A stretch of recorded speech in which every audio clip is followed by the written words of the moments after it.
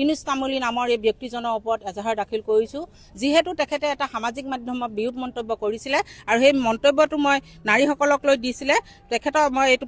পঢ়ি দিছোঁ আপোনাৰ পৰিবাৰ গৰ্ভৱতী হোৱা নাই নেকি তেনেহ'লে এতিয়াৰ পৰা আৰু চিন্তা নাই মাত্ৰ এটা সাধাৰণ উপায় অৱলম্বন কৰি আপুনি সন্তানৰ দুখ দেখিব মুখ দেখিব পাৰিব কামটো হ'ল পুৱা গধূলি মিয়া বুলি 2-3 বাৰ পোষ্ট দিয়ক চাব আপোনাৰ পৰিবাৰে কোলাটেক সপ্তাহৰ ভিতৰত সন্তান প্ৰাপ্তি হোৱাৰ সুখ অনুভৱ কৰিব গতিকে এই নিৰ্লজ্জ ব্যক্তিজনক অনতিপলমে গ্ৰেপ্তাৰ কৰিবলৈ আমি আৰক্ষী প্ৰশাসনক দাবী জনাইছোঁ আৰু যিহেতু এইজন নেতা স্বয়ম্ভূ নেতা বাঘেদা বুলি কয় কিন্তু এজন বাঘেদা নহয় এটা মেকুৰী হয় আৰু তেখেতে আমাৰ মুখৰ আগত আহি দম আছে যদি কওকহি যিহেতু তেখেতে য'তে যায় ত'তে মাৰপিট কৰে বা ঘৰৰ সন্মুখতো তেওঁক মাৰপিট কৰিছিলে আৰু যিহেতু তেওঁ গৰু দালাল কৰে ছাগলী দালাল কৰে হাতী দালাল কৰে ঘোঁৰা দালাল কৰে মতলব নাই আমাৰ কিন্তু নাৰীসকলক লৈ যিটোৱে তেওঁ মন্তব্য কৰিছে ইয়াত আমাৰ ডিমত আছে কাৰণ কেলৈ নাৰীসকলৰ ওপৰত মিয়াৰ লগত তেওঁ তুলনা কৰিছে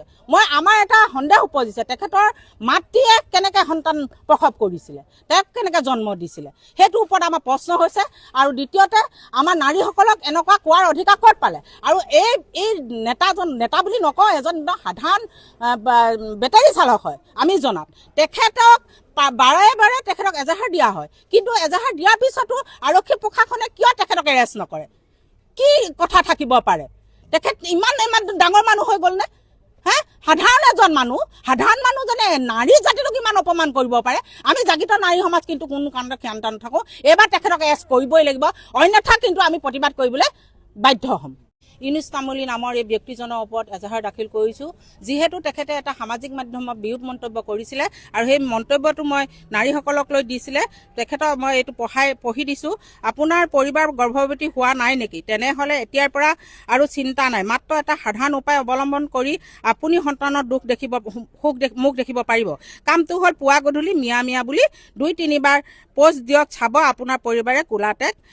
সপ্তাহৰ ভিতৰত সন্তান প্ৰাপ্তি হোৱাৰ সুখ অনুভৱ কৰিব গতিকে এই নিৰ্লজ্জ ব্যক্তিজনক অনতিপলমে গ্ৰেপ্তাৰ কৰিবলৈ আমি আৰক্ষী প্ৰশাসনক দাবী জনাইছোঁ আৰু যিহেতু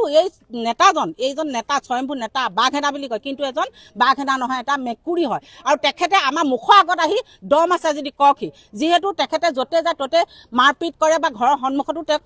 মাৰপিট কৰিছিলে আৰু যিহেতু তেওঁ গৰু দালাল কৰে ছাগলী দালাল কৰে হাতী দালাল কৰে ঘোঁৰা দালাল কৰে মতলব নাই আমাৰ কিন্তু নাৰীসকলক লৈ যিটোৱে তেওঁ মন্তব্য কৰিছে ইয়াত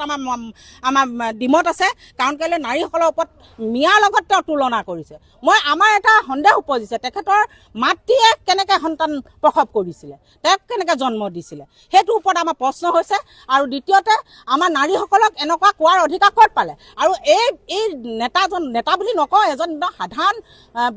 বেটাৰী চালক হয় আমি জনাত তেখেতক বাৰে তেখেতক এজাহাৰ দিয়া হয় কিন্তু এজাহাৰ দিয়াৰ পিছতো আৰক্ষী প্ৰশাসনে কিয় তেখেতক এৰেষ্ট নকৰে কি কথা থাকিব পাৰে তেখেত ইমান ডাঙৰ মানুহ হৈ গ'ল নে সাধাৰণ এজন